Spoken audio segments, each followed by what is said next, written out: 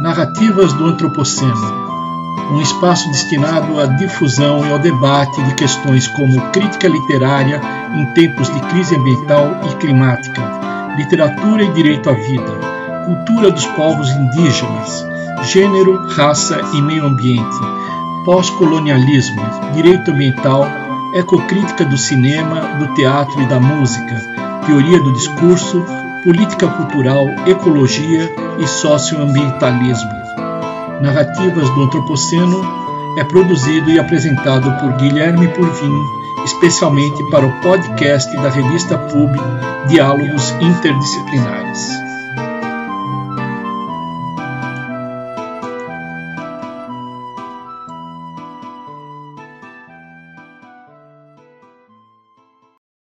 No começo deste mês de setembro, foi publicado um artigo no UOL intitulado Ecoansiedade, como lidar com o medo das mudanças climáticas no futuro. E o subtítulo é A ecoansiedade atinge também as gerações que viverão as consequências dessas mudanças, as crianças. O artigo foi escrito por Sabrina Legramandi. Vou ler um pequeno trecho do artigo como uma introdução ao tema.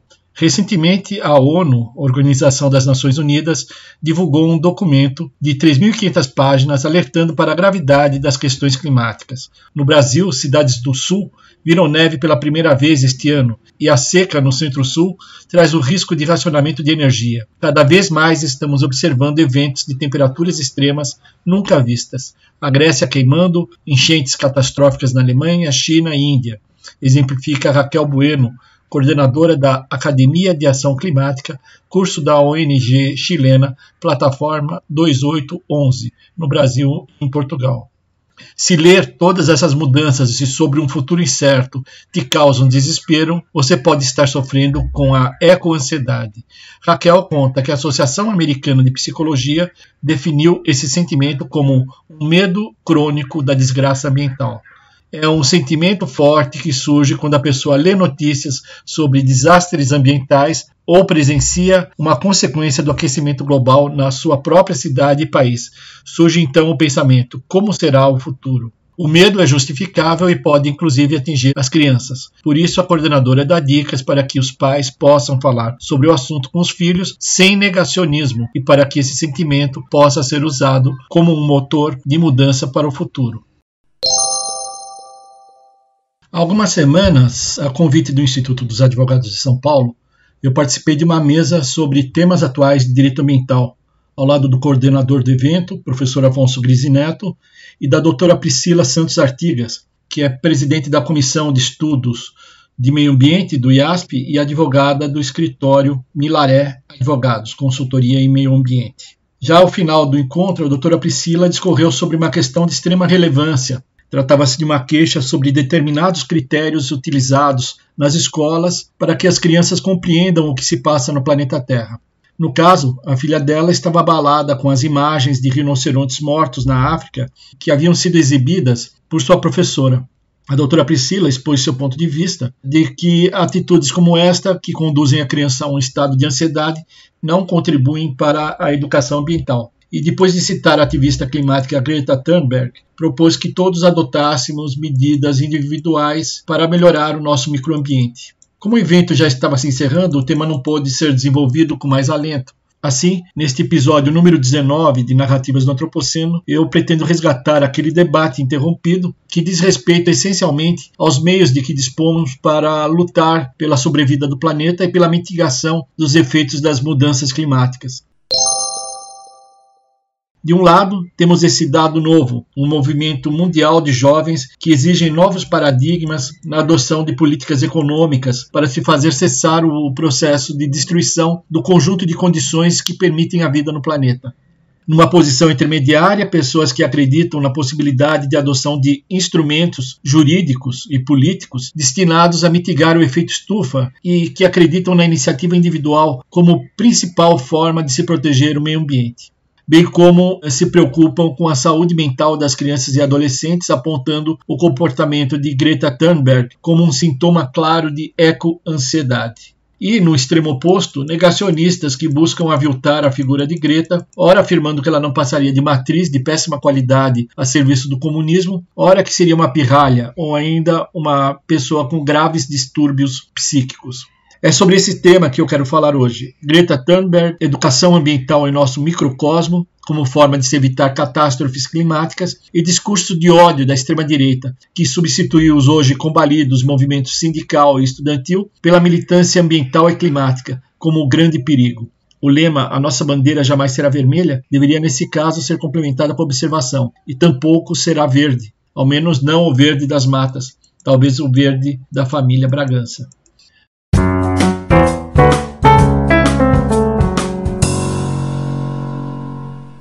A ativista climática sueca Greta Thunberg, então com 16 anos de idade, discursou na cúpula da Ação Climática da ONU em Nova York no ano de 2019. Eu vou começar este episódio de Narrativas do Antropoceno com a gravação do discurso da Greta, começando com sua resposta a uma pergunta sobre a mensagem que ela teria para dar aos líderes mundiais. What's your message to world leaders today?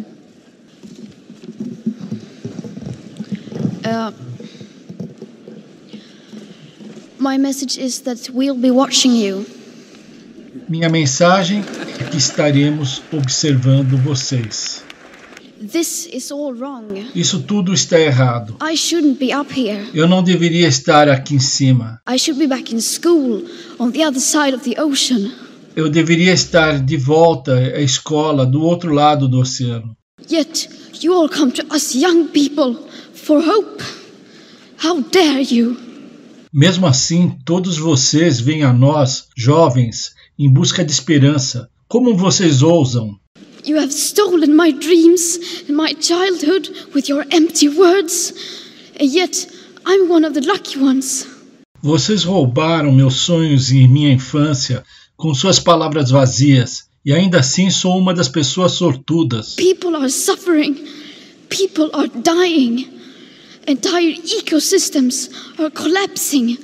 We are in the beginning of a mass extinction, and all you can talk about is money and fairy tales of eternal economic growth. How dare you? Pessoas estão sofrendo, pessoas estão morrendo, ecossistemas inteiros estão entrando em colapso, estamos no início de uma extinção em massa e tudo que vocês conseguem é falar sobre dinheiro e um conto de fadas do crescimento econômico eterno. Como vocês ousam? For more than 30 years, the science has been crystal clear. Por mais de 30 anos, a ciência tem sido de uma clareza cristalina. How dare you continue to look away and come here saying that you are doing enough when the politics and solutions needed are still nowhere in sight? Como vocês ousam continuar a desviar o olhar e vir aqui dizendo que estão fazendo o suficiente, quando a política e as soluções necessárias ainda não estão sequer à vista? You say you hear us and that you understand the urgency. But no matter how sad and angry I am, I do not want to believe that. Because if you really understood the situation and still kept on failing to act, then you would be evil, and that I refuse to believe. Vocês dizem que nos ouvem e entendem a urgência, mas não importa o quão triste e zangada eu esteja, não quero acreditar nisso, porque se vocês realmente entendessem a situação e continuassem deixando de agir, então vocês seriam malignos, e eu me recuso a acreditar nisso. The popular idea of cutting our emissions in half in 10 years only gives us a 50% chance of staying below 1.5 degrees and the risk of setting off irreversible chain reactions beyond human control. A ideia popular de cortar nossas emissões pela metade em 10 anos nos dá apenas 50% de chances de ficarmos abaixo de 1,5 graus Celsius e de não se correr o risco de desencadear reações em cadeia irreversíveis além do controle humano. 50% may be acceptable to you, but those numbers do not include tipping points, most feedback loops, additional warming hidden by toxic air pollution or the aspects of equity and climate justice. They also rely on my generation sucking hundreds of billions of tons of your CO2 out of the air with technologies that barely exist. 50% pode ser aceitável para vocês, mas esses números não incluem pontos de inflexão, a maioria dos ciclos de feedback, aquecimento adicional oculto pela poluição tóxica do ar ou os aspectos de equidade e justiça climática. Eles também contam com a minha geração sugando centenas de bilhões de toneladas do seu CO2 fora do ar com tecnologias que quase não existem. So a 50% risk is simply not acceptable to us, we who have to live with the consequences. Por isso, um risco de 50% simplesmente não é aceitável para nós, nós que teremos que viver com as consequências. To have a 67% chance of staying below a 1.5 degrees of global temperature rise, the best odds given by the IPCC, the world had 420 gigatons of CO2 left to emit back on January 1st, 2018. Today that figure is already down to less than 350 gigatons.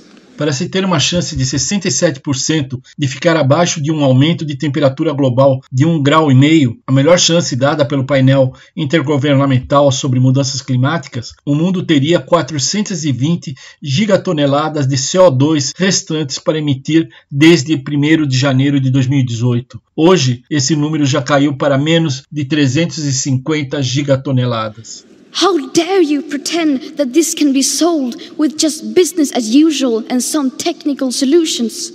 With today's emissions levels, that remaining CO2 budget will be entirely gone within less than 8.5 years. Como vocês ousam fingir que isso pode ser resolvido apenas como se fossem negócios costumeiros e por meio de algumas soluções técnicas? Com os níveis de emissão de hoje, o orçamento de CO2 restante estará totalmente esgotado em menos de 8 anos e meio. There will not be any solutions or plans presented in line with these figures here today, because these numbers are too uncomfortable and you are still not mature enough to tell it like it is. Não haverá soluções ou apresentação de planos alinhados com esses números aqui hoje, porque esses números são muito incômodos e vocês ainda não têm maturidade para contá-los como eles são. You are failing us, but the young people are starting to understand your betrayal. The eyes of all future generations are upon you. And if you choose to fail us, I say we will never forgive you.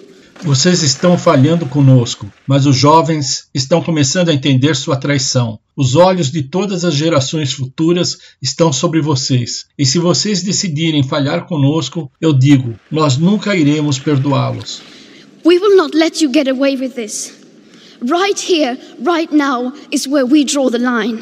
The world is waking up.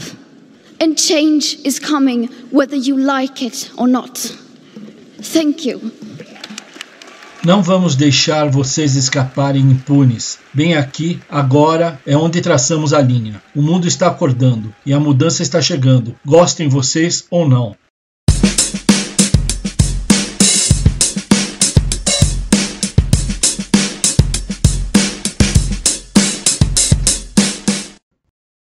De acordo com o site da ONU, com as emissões globais atingindo níveis recordes e não mostrando nenhum sinal de já se haver chegado ao auge, o secretário-geral da ONU, Antônio Guterres, pediu a todos os líderes que fossem a Nova York em 23 de setembro de 2019 para a Cúpula de Ação Climática, com planos concretos e realistas para aumentar suas contribuições nacionalmente determinadas até 2020, em linha com a redução das emissões de gases de efeito estufa em 45% ao longo da próxima década e para emissões líquidas zero até 2050. A Cúpula de Ação do Clima e a Cúpula da Juventude do Clima conseguiram chamar a atenção dos líderes mundiais, do governo, do setor privado e da sociedade civil para a urgência das ações para enfrentar a emergência climática e para aumentar a ação climática. Ele foi projetado para ser um tipo diferente de cúpula. Os países também foram solicitados a apresentar planos concretos e realistas compatíveis com essas metas. O secretário-geral pediu aos líderes que comparecessem à cúpula para apresentar planos, não para fazer discursos. Os planos mais ambiciosos foram apresentados em 23 de setembro, criando uma oportunidade única de mostrar lideranças em ações climáticas transformadoras que trariam mudanças no mundo. Evidentemente, em 2019, já com o governo Bolsonaro e Ricardo Salles, não houve a participação do Brasil nesse encontro. O pronunciamento de Greta Thunberg não agradou a quem esperava algo naif, partindo de uma garota tipo Seven Suzuki na Conferência das Nações Unidas de 92 sobre meio ambiente e desenvolvimento no Rio de Janeiro. Greta desnudou publicamente a falácia dos índices propostos para a redução das emissões de CO2 equivalente. Deixou claro que os países jogam para as futuras gerações a responsabilidade para se encontrar uma tecnologia capaz de capturar o carbono atirado na atmosfera pelas atuais gerações. Uma tecnologia que ainda não existe e talvez nunca venha a existir. Mostrou que todos estão tratando os dados científicos com displicência, com descaso, buscando tão somente preservar o lucro e um eterno crescimento econômico. O discurso de Greta foi então atacado por todos os lados, com manifestações de clara misoginia e rasos, sobretudo vindos de uma extrema-direita que naturalmente deve ser financiada por aqueles setores da economia acusados por Greta de serem os responsáveis pela destruição do planeta. Eu vou dar como exemplo aqui um trecho de um podcast que é assustadoramente baixo e que aparentemente tem por objetivo divulgar o ideário monarquista no Brasil. Hoje a gente vai comentar sobre o caso aí da Greta, a menina que fez o discurso bem esquisito lá na ONU hoje, né? A menininha estressadinha. A menininha, a Tasmania, dando aquelas mascadas. Cara, ela é muito bizarra, viu, cara? Falar com vocês. Ela tem o rosto dela, a cara dela é muito estranha, cara. Tem alguma coisa de errado com essa menina? Ah, cara, que nem eles falaram, né? Parece que ela tem um distúrbio neurológico, não sei. Parece que foi diagnosticada, não sei dizer se é real. Parece. Dizem que ela foi diagnosticada com autismo. Aí já tem um pessoal falando que ela tem a síndrome do alcoolismo fetal, uma coisa assim, que a mãe tomou umas beritas, e aí nasceu a menina com algum defeitinho lá, sacou? Aí botaram uma fotinha lá na cara dela, comparando. Que hoje em dia meio que virou modinha falar que é Asperger, que é autista. Você vê um monte de gente na internet completamente igual a gente, igual todo mundo. Ah, eu sou Asp. Eu sou Asperger, eu sou autista.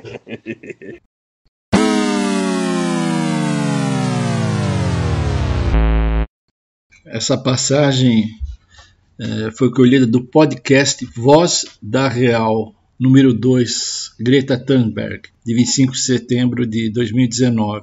Nas informações aparecem os seguintes dados. Alô, pessoal. Eu, Barãozinho, Ló e Quimera se reúnem em sua mesa de bar virtual para debater sobre Greta Thunberg, a menininha estressadinha que virou um dos destaques numa conferência da ONU por discursar sobre ambientalismo e outras patifarias, enquanto fazia uma imitação relativamente boa do Tasmania. Não esquece de deixar sua opinião sobre a Greta Thunberg aí nos comentários. E nas informações aparece uma publicidade bibliográfica. Caso tenha interesse em aprender mais sobre essa farsa do aquecimento global, que tal dar uma checada no livro Psicose Ambientalista, os bastidores do ecoterrorismo para implantar uma religião ecológica igualitária e anticristã? Escrito por ninguém menos que o nosso príncipe, Dom Bertrand de Orleans e Bragança. Ele aborda, entre outros temas importantes, a histeria da esquerda verde.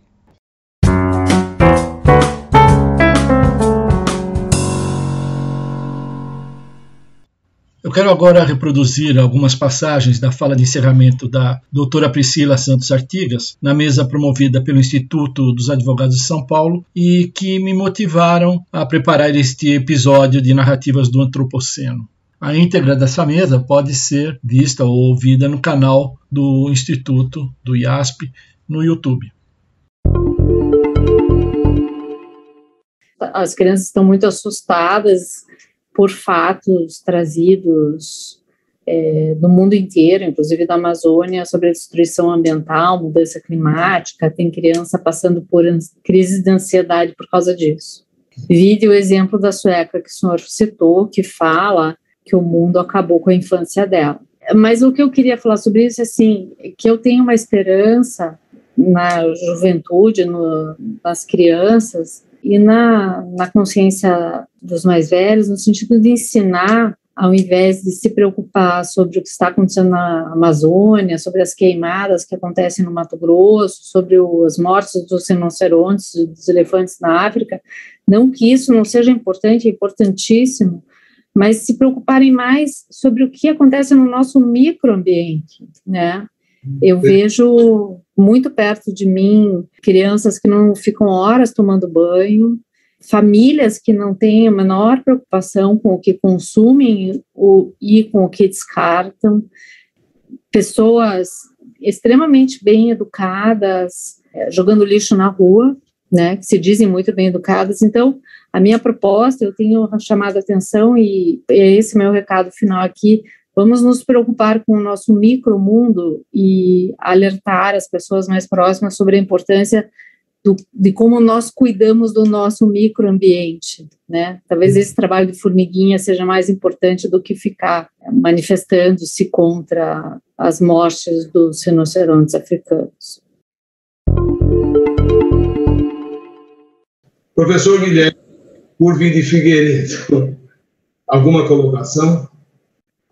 Eu queria só ressaltar aqui a minha grande satisfação por esse encontro. Deixo aqui registrado minha grande admiração pela luta da Greta Thunberg como representante das futuras gerações e como mulher também. Eu acho que o papel das crianças, adolescentes e das mulheres na luta pela sobrevivência do planeta numa época de antropoceno, numa época em que os mares estão totalmente tomados por plásticos que destroem os plânctons, que produzem oxigênio, época em que está havendo efetivamente um risco à sobrevivência humana devido aos excessos, à irracionalidade do neoliberalismo, desse capitalismo extremado, que eu não chamo nem de neoliberalismo, ultraliberalismo, onde o Estado desaparece e a iniciativa privada corre em busca de todas as formas de apropriação dos recursos ambientais, com desprezo completo, sobretudo aos mais pobres, às pessoas carentes, aos índios, aos negros quilombolas, às mulheres, onde há um fosso socioambiental gigantesco. O nosso país é um gigantesco fosso socioambiental, e eu coloco aqui os animais e as plantas também como uma outra faceta dentro da natureza desse domínio do macho branco que se apropria de tudo e que está efetivamente provocando isso daqui. Não me parece que seja despropositada essa ansiedade. Para qualquer pessoa que tenha consciência, eu sugiro, até os colegas, se não conhecerem, tem um filme do Todd Haynes, que é um diretor de cinema norte-americano que eu tenho grande admiração.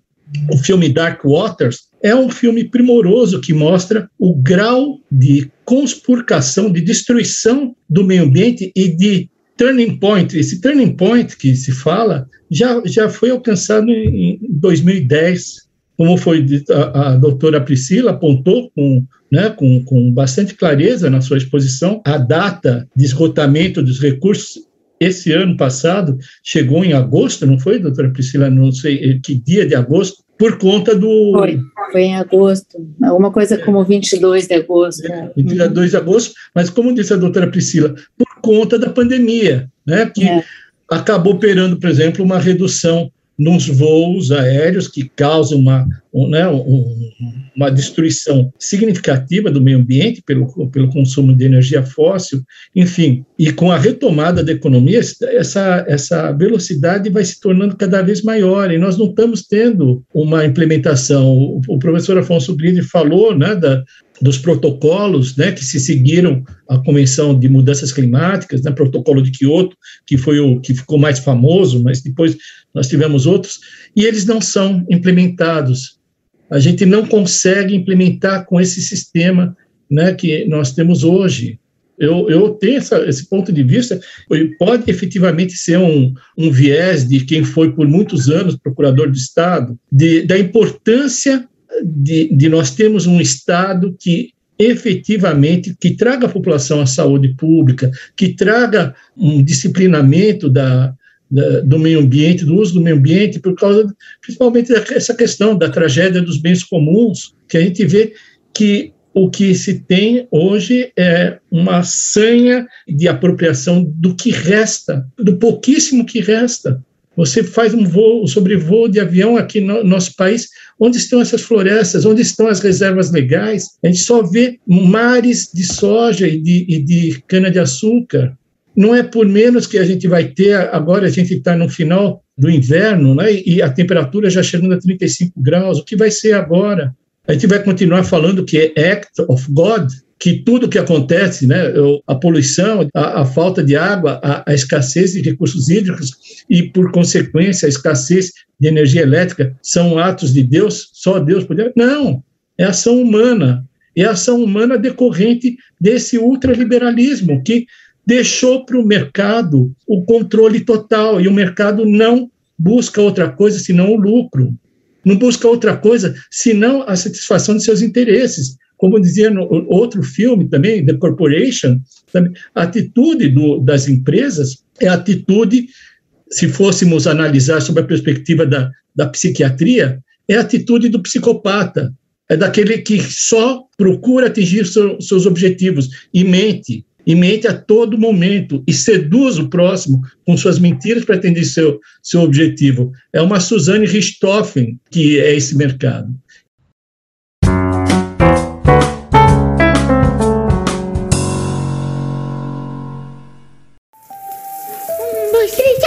Lava a barquinha. Aqui, rapidinho. Pronto, acabei. Ufa. Aninha, você já terminou o banho? Sim, mamãe. Hoje o papai conversou comigo sobre a importância de cuidarmos de nossa água. Eu entendi que quando tomo banho muito demorado, estou gastando mais do que preciso. E um dia podemos ficar todos sem água. É verdade, filha. Que bom que entendeu isso. Você está de parabéns. É lógico que é importante ensinar uma criança a economizar água quando existe água encanada dentro de casa, ou a não jogar lixo na rua quando não é no lixo que a criança procura algo para comer. Todas as formas de educação ambiental são importantes. Conversei com alguns professores de direito ambiental a respeito da importância da ação individual em defesa do meio ambiente em nosso microcosmo. E perguntei a eles se consideravam otimistas ou pessimistas em relação ao momento histórico atual, uma época em que já foi até cunhado um novo termo para designar o estado de espírito das pessoas no antropoceno, eco-ansiedade. Vamos começar ouvindo o Dr. Delton de Carvalho, graduado no curso de Direito da Unicinos em 2000, mestre em 2002 e doutor em 2006 em Direito Público na Universidade do Vale do Rio dos Sinos, Unicinos, pós-doutor em Direito Ambiental e dos Desastres na University of California, Berkeley, Estados Unidos, em 2013, pesquisador membro afiliado do CLX Climate Litigation Accelerator do Center for Human Rights and Global Justice, CHRNGJ, da University of New York.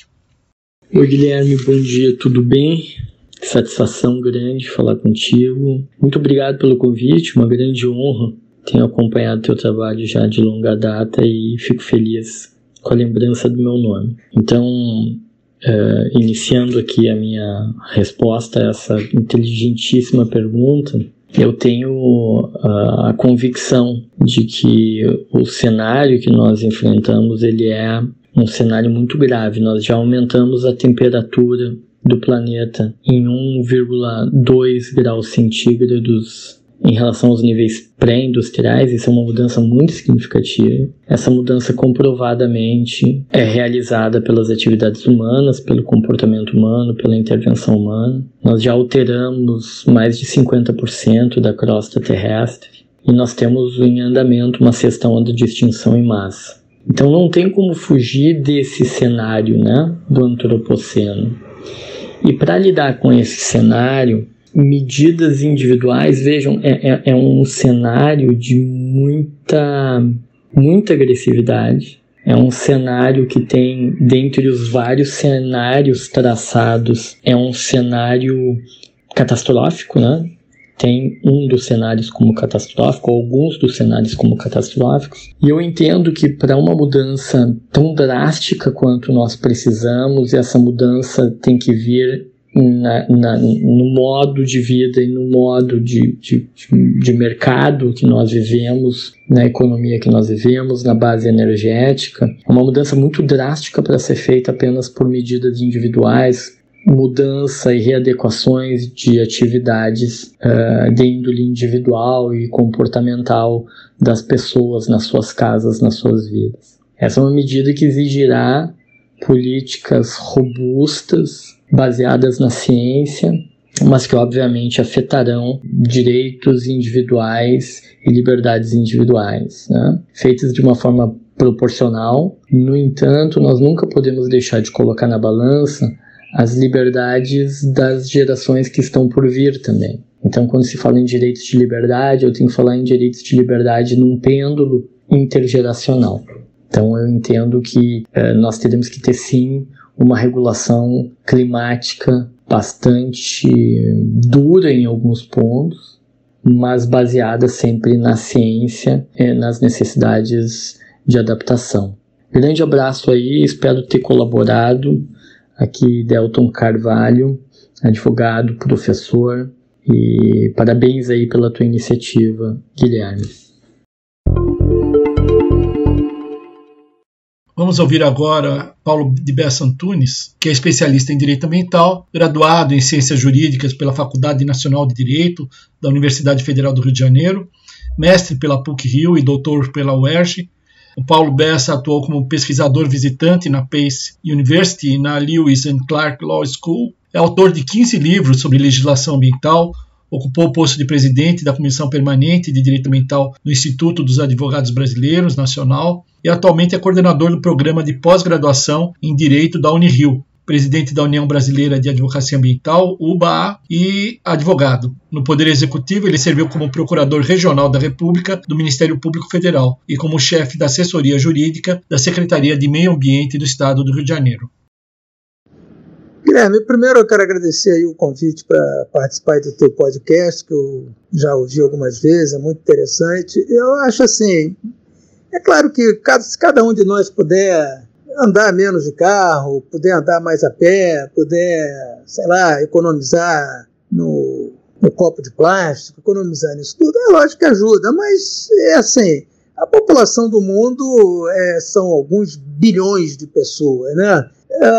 A gente já sabe que os grandes, vamos dizer, os grandes problemas ambientais e tal, grande utilização de recurso ambiental é das populações mais prósperas, né, com mais que tem consumo ambiental maior, e óbvio que assim, nós não vamos conseguir equiparar grandes poluições de natureza industrial com atitudes individuais, né? Eu acho que tudo isso está no campo da política, no campo da mudança de modelos econômicos. A gente vê até que algumas empresas que têm um pouco mais de visão do problema, elas estão lançando agora essa questão do ESG, que no fundo é uma tentativa assim de, vamos dizer, não perder os dedos, né? E tentar manter o sistema funcionando. Então, acho que é importante.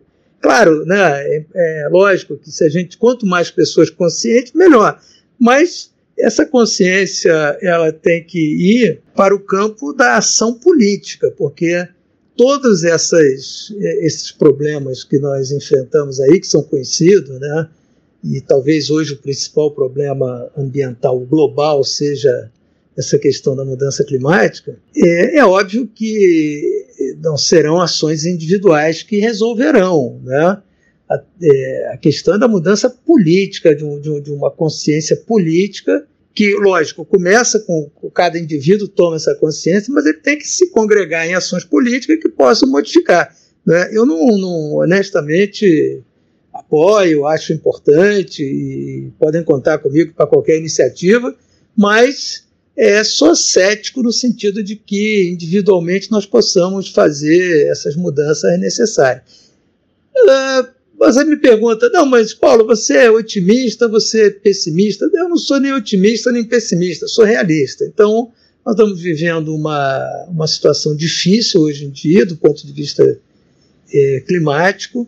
Acho que no caso brasileiro, essa situação difícil ela ainda é mais agravada, porque nós estamos praticamente tentando retomar uma política ambiental da década de 70, embora acho que institucionalmente isso seja impossível, né? Mas há muita tentativa. E acho que o fato da gente já estar discutindo essas questões já é um prenúncio de que é possível mudar. Agora, nós precisamos mudar a maneira como a política trata isso tudo. Individualmente, ainda que reconheça a importância dos esforços individuais de cada um, mas nós somos 7 bilhões de gente no mundo, ou mais. Então, se os 7 bilhões, e isso não vai acontecer, não mudarem e cobrarem mudanças no processo produtivo, no processo econômico, acho muito difícil, tá? Eu te agradeço aí a possibilidade de participar desse teu podcast e sucesso. Um abraço. A terceira especialista que eu convidei para comentar o tema foi a doutora Roberta Oliveira Lima.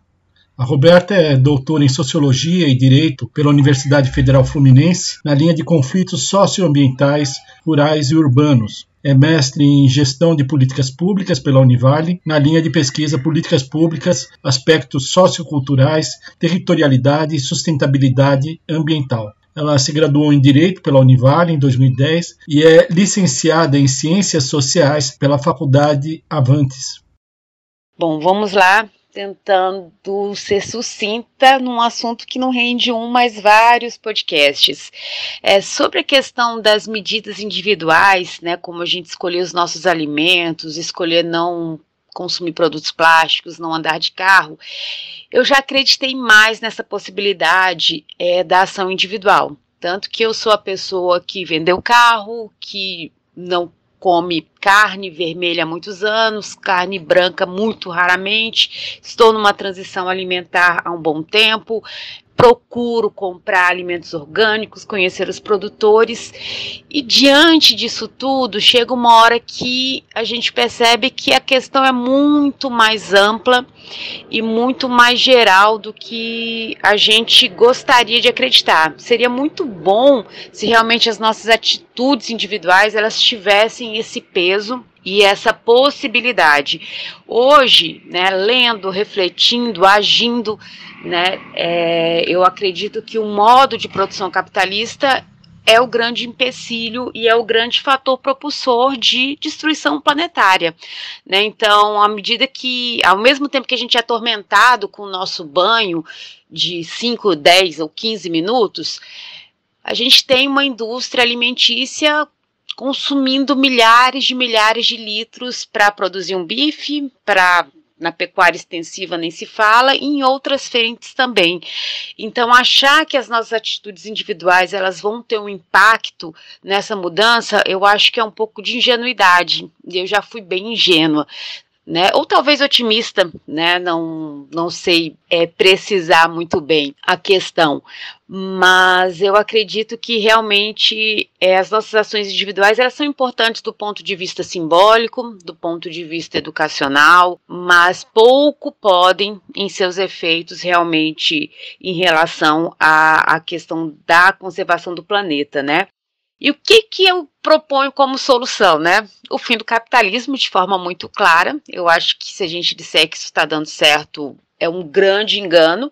Agora, o que colocar no lugar? Se é o ecossocialismo, se é o bem viver, se é uma gestão dos bens naturais como bens comuns para a humanidade, isso eu ainda não consegui chegar a uma resposta e nem sei se conseguirei, né? Eu tenho feito esforços, reflexões, leituras, trocas de ideias, mas ainda não não tenho isso claro para mim, até porque a gente não conseguiu sair, né? O modo de produção capitalista é o que vigora, né? E pegando carona um pouco nessa questão, a gente não pode esquecer que muitas dessas atitudes individuais, elas são trabalhadas, enfim, estão ancoradas numa lógica de greenwashing, estão ancoradas numa lógica de um capitalismo verde, enfim, você gera mais um produto do capitalismo, mas você não vai ao âmago da questão, né? E como eu já adiantei um pouquinho, né, em relação à situação planetária, se eu sou otimista, pessimista, eu tento ser igual a Ariano Suassuna, que falava que era um realista esperançoso, mas eu acho que eu não tenho conseguido ser muito esperançosa, às vezes não. Tenho buscado a esperança que também é verbo, segundo Paulo Freire, mas eu oscilo às vezes entre o pessimismo, o realismo esperançoso e em certos dias, às vezes com algumas notícias que nos chegam, uma pontinha de otimismo, mas essa não é o fator principal de forma alguma, infelizmente.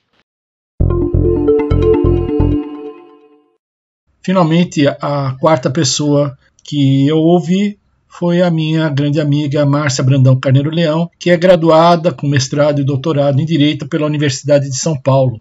Atualmente, a Márcia é professora da Faculdade de Direito da Universidade Presbiteriana Mackenzie, campus de Campinas, professora dos cursos de pós-graduação da PUC São Paulo, Unianchieta e Unicamp.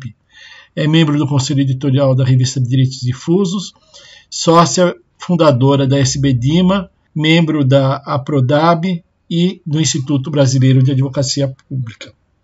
Muito bem, vamos lá. Há 40 anos eu sou uma pessoa eco-ansiosa. Então, eu já convivo com esse sentimento e com essa apreensão há muito tempo e acompanho, né, os relatórios que saem periodicamente. E recentemente eu li uma informação de que se todos nós fizéssemos, né, afinal, tudo que é necessário, tudo que é possível, as contribuições individuais seria o equivalente a 20% do que é necessário para controlar a elevação da temperatura no planeta. Eu não acho pouco e nem acho desprezível, eu acho que é um bom motivo para cada um fazer o que for possível, né, de utilizar menos combustível fóssil, menos eletricidade, até consumir alimentos orgânicos, ou como mesmo recomenda a FAO, que se deixe de consumir produtos de origem animal.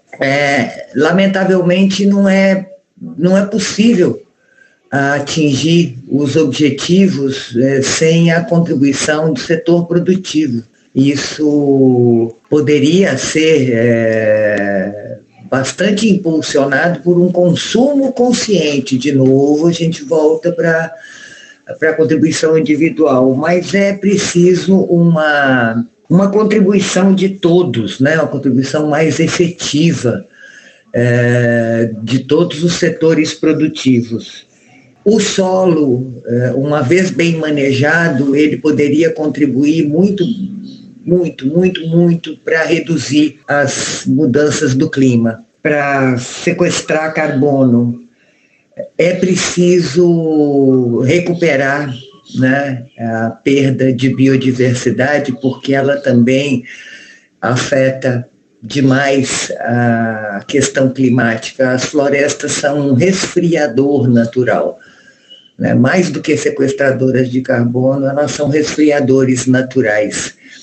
Escutei um discurso que me encheu de esperança, que foi o discurso do Boris Johnson na Organização das Nações Unidas, nessa reunião da Assembleia Geral, onde ele convoca todo mundo a ter responsabilidade e aponta a reunião desse ano como a nossa última chance de fazer alguma coisa. Eu me considero uma realista esperançosa, né? Assim como disse Suassuna, porque nós já fomos capazes de tomar grandes decisões, inclusive de fazer uma proposta civilizatória extremamente arrojada quando nós criamos a Organização das Nações Unidas. E eu acredito que somos capazes de querer e fazer o que é necessário agora nesse momento. É isso.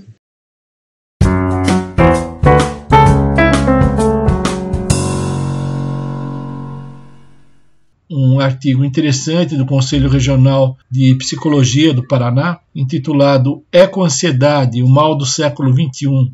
A relação do ser humano com a natureza está desequilibrada e isso vem gerando inúmeras consequências, como a perda da biodiversidade. Relatório da WWF indica que hoje populações animais estão em média 68% menores que em 1970.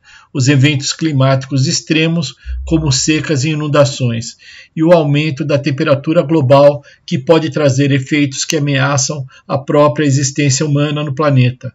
Apesar de ser alvo de dúvidas e questionamentos por parte de alguns grupos, a ciência tem sido unânime em atestar a veracidade da crise climática. Evitar um cenário quase apocalíptico vem sendo a missão de vida de ativistas ambientais, famosos ou não. Mesmo para quem não atua na linha de frente, porém, cenas como as mostradas nas redes sociais, quando o fogo tomou conta do Pantanal e de outros biomas, podem ser catalisadoras de sentimentos como tristeza, angústia e ansiedade. A sensação de impotência e de que governantes e empresários pouco fazem para ajudar a natureza, quando não jogam contra, potencializa o sofrimento que já tem um nome na psicologia: ecoansiedade. Não é de hoje que esse conceito vem sendo estudado. Em 2017, a Associação Americana de Psicologia, APA, lançou o material Mental Health and Our Changing Climate: Impacts, Implications and Guidance. Saúde mental e nosso clima em mudança.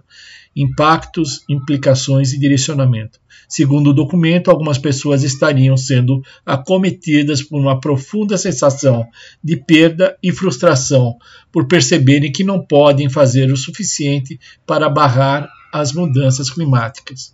Enfim, o assunto é bastante complexo, ele exige a participação de especialistas na área da psicologia, mas eu indico aqui, como uma introdução ao tema, a Medical News Today, o artigo What to Know About Eco-Anxiety, que foi escrito por Timothy J. Legg. Está no site da Medical News Today. A título de conclusão deste episódio, eu queria apenas comentar que toda essa discussão me parece deslocada e, de certa forma, me lembrou o filme A Vida é Bela, dirigido e estrelado por Roberto Benigni, no qual o personagem Guido, para evitar que o filho perceba que os dois estão num campo de concentração em Berlim, faz com que a criança acredite que eles estão participando de um jogo. Por outro lado, eu me pergunto se há como pretender que nossas mentes, de adultos ou de crianças, não sejam gravemente afetadas por um cenário planetário como o atual. Há 24 horas, os jornais noticiavam que uma tempestade de poeira e fuligem havia engolido a cidade de Franca, no interior de São Paulo. O comerciante Eduardo Rodrigues Sanches relatou o fato aos jornais. Foi uma cena apavorante. Ficou todo mundo tomado pela poeira e eu não enxergava nada à minha frente. Do lado, muitas sacolas, folhas e papéis estavam voando para todo lado, e até o carro sacudia com o vento. Todo mundo ligou o pisca-alerta dos carros. Fiquei com medo porque a gente não pode subestimar a força da natureza. E a Folha de São Paulo esclareceu que a estiagem prolongada na região, que contribuiu para a propagação de incêndios de grandes proporções, tanto em áreas de proteção ambiental quanto em plantações, favoreceu a criação da nuvem de poeira.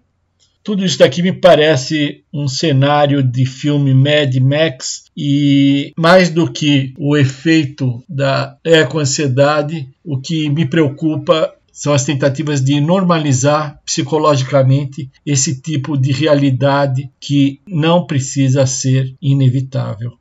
Então, um abraço a todas e a todos e até o próximo episódio.